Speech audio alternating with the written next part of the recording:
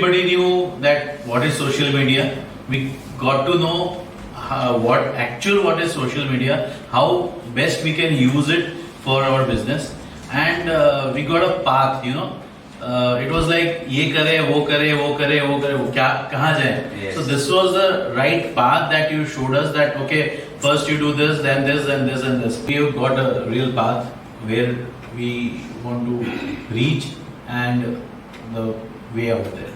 So that was the best part. First one was LinkedIn.